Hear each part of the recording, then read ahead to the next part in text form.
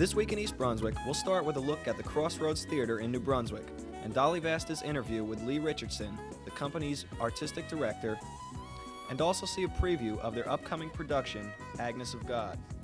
Next, we'll see Leslie Arouh, who spent last weekend demonstrating her skills in the East Brunswick Library as part of the library's Artist in Residence program. Next, we'll go to Bowne Munroe Elementary School and look in at a music class with a guest teacher from Lincoln Center in New York. And of course, we'll have our regular features. Photographer Bob Nemzer's Quick Clicks, today with advice on wide-angle lenses. Health Facts on coffee with Ken Shalhoub. Consumer Aware with the Township Director of Consumer Affairs, Adrian Eisner, with information on refund policies. And we'll close with our Township Council meeting review. Now here's what's on Channel 8 next week. Monday morning at 10 a.m. it's Look Great, Feel Great with Lenore Kulik and floor exercises and aerobics for teenagers. At 10:30 it's Target with host Paula Durant. Paula's topic is the upcoming Hands Across America project with her guest Mary Crabiel, County Coordinator for the event, and EB Administrator Greg Fahrenbach. Tuesday evening at 7:30 it's a Channel 8 special, Wildlife in Our Landscape, hosted by the Township's Director of Parks and Recreation, Tom Schuster. At 8 p.m., Paul Hansen discusses home mortgages with his guest, Robin McMullen. Wednesday at 3, it's Stories for the Kids from the Library. And we'll be back Thursday night at 7 and 8 p.m. for an all-new This Week in East Brunswick. Be sure to watch the Channel 8 program guide for repeats of all of our shows. Hi, I'm Dolly Vasta for This Week in East Brunswick, and I'm here at Crossroads Theater with Lee Richardson, Artistic Director and co-founder of Crossroads Theater. Lee, for the benefit of our viewing audience who have never been to Crossroads, and that is their loss, of course, tell me a little bit about the background of Crossroads Theater. Okay, Crossroads was founded in 1978 as part of the George Street Playhouse. We got a grant from Middlesex County CETA. Rick and I were working for Middlesex County Arts Council. That's Rick Kahn, Rick right? Kahn, who is my partner, the executive director and the co-founder.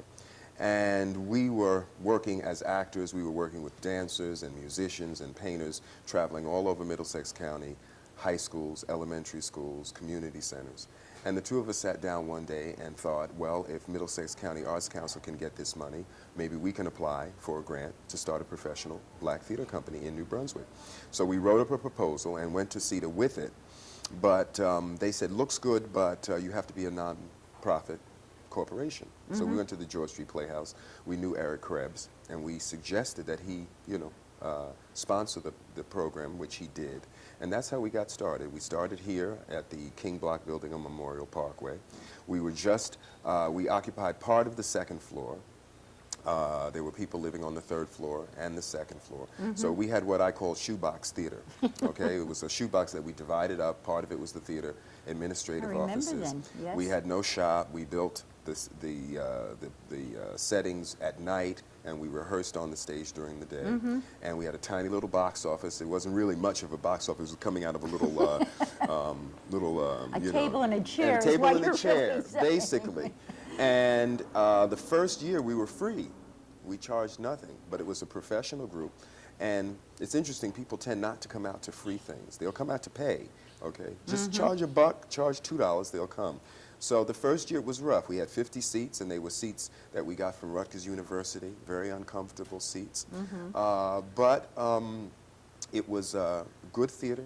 And the first year we got a lot of press, a lot of interest in what it is that we were doing. There was no Hyatt Hotel. The revitalization of New Brunswick had not begun at that time. And we were, in fact, on the fringe of town. So it was rough getting people to come down to see the work. And it was also tough to get them into the mindset of professional black theater here in New Brunswick. George Street Playhouse at that time was about 4 years old. And so here we were starting an ethnic theater company. So it was rough getting people into that frame of mind. But we proved that it could be done. You know, a lot of people said, well, it's going to be tough. New Brunswick is only 55,000 people, 6% of which are black. It's going to be tough to get a theater going. But our feeling was that if we did good work, people would come to see it. Lee, in the beginning, were your audiences primarily white or black? The first audiences were a mixture, and it's been that way from the very beginning. from the very beginning, you've had blacks and whites coming in. You've had old people, you've had young people, you've had students. It's always been a mixture. We were very concerned about bringing a non-traditional audience into the theater, okay? Because theater, for the most part, has always been looked upon as an elite art form. Right. Okay, so we wanted to get the minority audiences into the theater so that they could see that, in fact, there was something there for them as well. And what we found out is that people came to them, the non-traditional theater audiences came, as well as the traditional audiences, the people who, say, went to off-Broadway and off-Broadway in New York. And here they could come right to New Brunswick, you know, they could either come across the Highland Park Bridge or come from New Brunswick or the surrounding areas and see the work. And so from the beginning, it's always been a mix. What about the future of Crossroads? Where are you going from here? I understand that in the future you're going to be moving. Yes, to the proposed cultural center on Livingston Avenue, between George Street and New Street. George Street Playhouse is the first organization to move in, and they're in the old YMCA.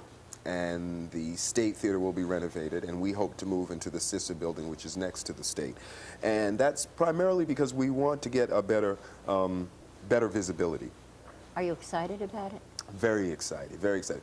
I love the space here. We have everything contained in this building. We now occupy the second and third floors of the King Block building. We have a shop. We have a 150-seat theater. We have a real box office. We have a tech shop. We have dressing rooms, rehearsal halls. When people from New York who run New York theaters come to Crossroads, they are just amazed at the space. They say, my God, you've got everything here, you see. Whereas in New York, you have administrative offices uptown, you know, theater downtown, the shop is built, the sets are built in Queens, so you're running all over the place. We're here, we're contained in one building, and that's very, very convenient. The theater experience at Crossroads is wonderful because it's so intimate. Why did you choose Agnes of God? Okay, Agnes of God is the final production of our 85, 86 season. What we've done over the past couple of years is to include classic plays in the season, which will give black actors a chance to do roles that they're not usually cast in. And to stretch. And to stretch. And also to give the audience an opportunity to see a play like Agnes of God from a different point of view. A flower, waxy and white. A drop of blood sinking into the petal and flowing through its veins. A tiny halo. Millions and millions of halos dividing and dividing. Others are stars, falling and falling into the iris of God's eye. Oh my God, He sees me. It's so blue, so lovely, so yellow. Green leaves, brown blood. No, red.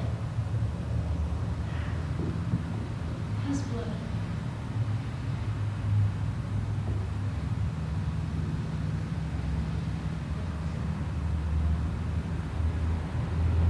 I'm bleeding.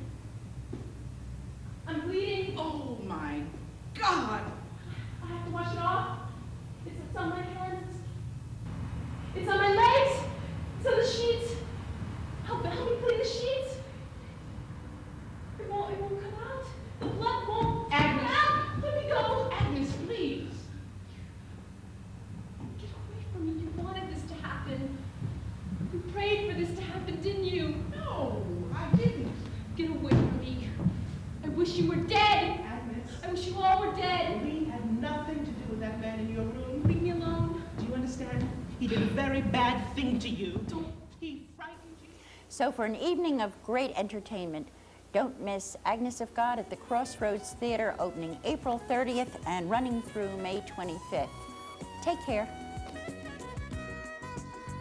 Last weekend, textile artist Leslie Arouh demonstrated her work at the East Brunswick Library. In keeping with the purpose of the Artist in Residence program, she spoke with visitors to the library about her experiences painting and creating designs for fabric. Making a living as an artist, and I've tried many different routes to find which seems to be the best way for me. For a while I lived at Peters Valley Craft Center in North Jersey, and I was working on a production line of clothing, some of which you can see here. I've done some screen printing on long johns, some hand painting of clothing, which I also designed and sewed myself. But I found that I'm really not a production person. I don't like to do 50 of the same articles of clothing with just slight variations. I enjoy sewing, but not as much as I enjoy painting. So the sewing aspect wasn't really something that I felt like spending my time doing. And I found that to do craft shows, there's a lot of time and work involved in just getting a booth and creating enough stock to show people and have a good selection and sizes and a dressing room, all kinds of considerations to set up. And for me, since I've started to work for industry, I really feel that I'm getting paid well for my time, and I'm getting to be creative, yet I'm also working within restrictions, but I'm learning a lot about the fashion industry, what kinds of colors people buy, the limitations of designs, how designs can be improved. And once paint is down on fabric, it's there, and you have to pretty much work with it. There's no erasing, there's no real covering up. But it's quite exciting. I've done designs for Catalina Junior swimwear, OP, trying to think, Yves Saint Laurent, various different companies. And all the work is done about 1.5 years in advance, and it's very exciting to see artwork that I've worked on in the stores. I used to work full-time for a company that did swimwear fabric, and then I quit that job and went to India, where I did some research on the printing and dyeing of fabrics. I love to travel, especially in Asia. I've just come back from Indonesia, which is very famous for their batik and textile dyeing. And I get very inspired in these cultures by the colors and the patterns. And by working freelance the way that I do, I'm able to take time off and travel as part of the work that I do. I can come up with new designs based on these cultures that I visit. And I really enjoy combining the travel with the designing. Now for a look at a special music project at Bowne Munroe Elementary School. Here's music teacher Chris Christensen. I'm a teacher here at Bowne Munroe School, and I'm involved this year, Dave, in a very, very special project with the Lincoln Center Institute. There are 3 teachers here who will also participate, Val Rabinskas, the art teacher, and Bev Markowski, a 2nd grade teacher. We have been going to Lincoln Center for 2 summers now, 3 weeks each summer, to participate in activities to prepare us to teach in the schools the elements of the aesthetic values that we are learning there and that we want to impart to our students. This year, and right now, we are involved in a very special music program, and because I'm the music teacher, I'm particularly involved in it. For months now, our students have worked on learning what traditional instruments are, and then they have gone off and built instruments on their own, exploring sound in very unique ways. Some of the instruments they are using in a performance next week. Each of the 6 classes involved, 2 4th grades, 2 5th grades, and 2 6th grades, have in their music classes prepared compositions using the instruments. And their compositions are going to be played in conjunction with instrumentalists from Lincoln Center who are coming here to give an assembly next Tuesday, the 29th. What makes this unique is that the audience is part of the performance. And so when the musicians on the stage play, our students will also have a chance to play their compositions.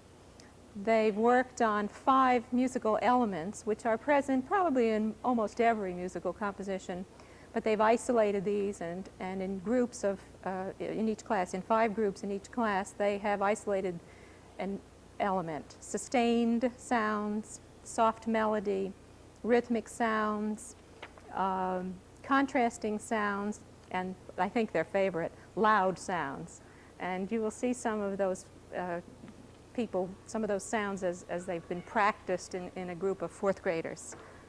Teaching the class today is our teaching artist, who has been here before. This is her 2nd time with the students. Her name is Alice Cohen, and she herself is a musician and conducts a homemade instrument band and teaches instrument making to adults in the Lincoln Center Institute. She is, we're very lucky to have her, we feel.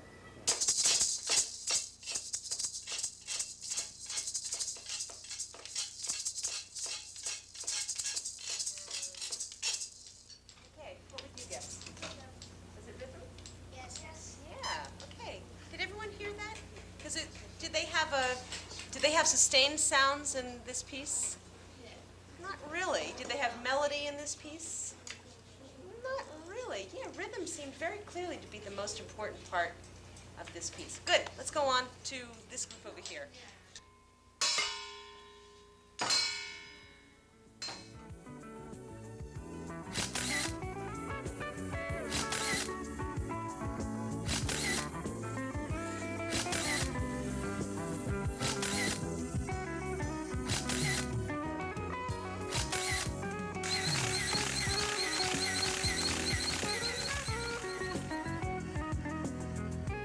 Hi, I'm Bob Nemser.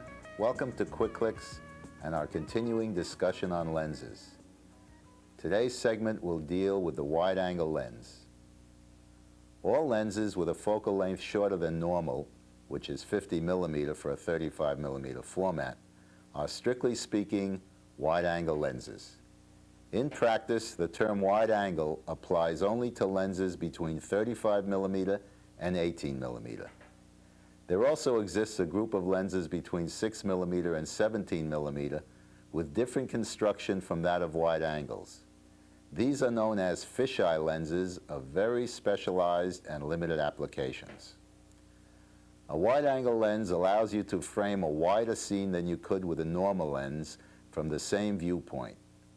With a 35 millimeter lens, this difference is already apparent, and the angle of view widens progressively as focal length decreases. A wide-angle view allows you to shoot at close range and in confined spaces, encompassing scenes that are beyond the scope of a normal lens. A wide-angle lens increases the depth of field so that you can create pictures with a substantial amount of sharp foreground. At the same time, the lens increases the apparent difference between foreground and background. This means that close subjects appear detached from their context and are brought into prominence. Wide-angle lenses are difficult to use and require close attention. Exposure is tricky because more sky is metered, fooling the meter into thinking more light is on the scene than is actually there. Try metering the sky and then the ground and subject and average the two together. You'll get a more true reading this way. Also, watch the edges of your viewfinder for elements that can creep into your picture, like fingers and feet and many peripheral objects that you're not used to noticing and don't see with a normal lens. Wide-angle photography is getting involved photography. Unlike the telephoto lens, where you are at a safe, inconspicuous distance, with a wide angle, you're right in there mingling with the subject. Wide angle is my favorite kind of photography, and if I had to choose just one lens to shoot with, it would be the 24 millimeter lens. Let's take a look at some of my favorite wide angle photography and discuss their contents. Here, we're off to the races with a 24 millimeter lens and able to crowd more material into the picture than is feasible with a normal lens.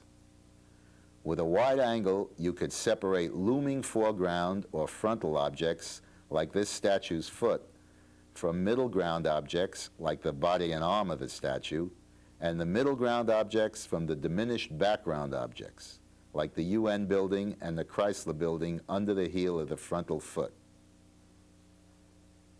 You give size dominance to frontal objects like this goat whose nose was touching my 18mm lens, and these feet of an afternoon napper.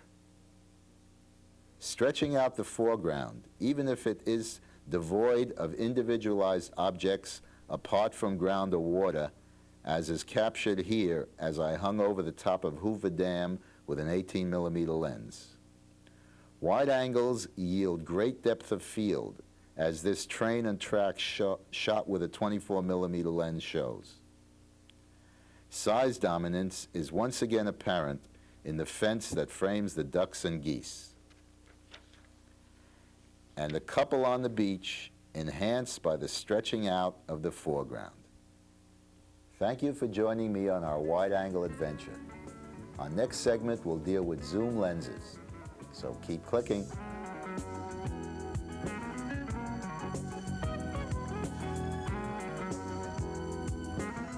Coffee.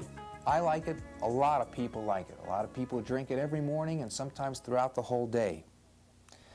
Trouble is that drinking 5 or more cups of coffee a day increases the risk of having heart problems 2.8 times, report researchers from Johns Hopkins Medical Institution in Baltimore. After correcting for other factors such as age, smoking habits, and hypertension, they found heavy coffee drinkers still have 2.5 times the incidence of coronary heart disease compared with non-drinkers. Members of the research team say that based on the findings, they now limit their own daily coffee intake to 2 cups, a decision labeled as premature by several physicians at the attending meeting. According to co-researcher Andrea LaCroix, besides the increased incidence of heart disease in heavy coffee drinkers, other observations are worth noting. Those who drank a moderate amount, from 2 to 4 cups a day, had a 2-fold risk of heart disease. And the association between smoking and drinking coffee seen by others was supported by statistics, LaCroix says, indicates non-smokers consistently showed lower coffee consumption throughout the 25-year study period. So there's a link between coffee and smoking cigarettes, but even putting smoking cigarettes aside, there seems to be a risk of coronary heart disease and coffee drinking. It's unfortunate because I don't know what we're going to drink in the morning. So let's listen for more on this particular topic. Thanks for watching Health Facts.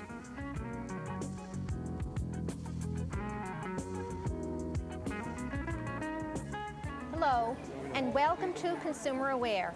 I'm Adrienne Eisner, Director of the East Brunswick Consumer Affairs Office. This week, we are bringing you Consumer Aware from Brunswick Square Mall, where Penny Costa, investigator of our office, and I are distributing information to the public on consumer protection. While shopping at the mall or in any other retail establishment, you should be aware of what the refund policy of that store is. Some consumers mistakenly believe that they are automatically entitled to a refund if they should change their mind about the purchases they have made. In New Jersey, merchants are not required to give refunds at the request of the buyer. There is a Refund Policy Disclosure Act, which requires the retail establishment to post its refund policy conspicuously, either attached to the merchandise itself, affixed to the cash register, or at the store entrance. The sign should state whether or not it is a policy of that establishment to give refunds, and if so, under what conditions. They should include policy on merchandise marked as is, any time limits, and whether there will be a cash refund, credit to a charge account, or in-store credit only. If a retail establishment has a policy of providing a cash refund or credit to the customer's charge account for 20 days or more after the time of purchase, they are not required to post the sign. If you have any question about refund policy disclosure or any other consumer-related problems, please make sure to contact us at the East Brunswick Consumer Affairs Office. The telephone number is 390-6954. We are in the office in the municipal building Monday through Friday from 9 a.m. until 5 p.m. Thank you for joining me on Consumer Aware. Hope you'll join us again next week. At Monday night's Township Council meeting, Ed Cohen, chairman of the Citizens Ad Hoc Committee, requested the allocations of an additional $23,000 to retain the attorney representing the township in the dispute with the Turnpike Authority. Revisions regarding phasing development and a resolution authorizing agreement with Middlesex County for a grant of $10,000 to provide for a consultant for elderly housing were also passed at the meeting. That's all for this week, and thanks for watching.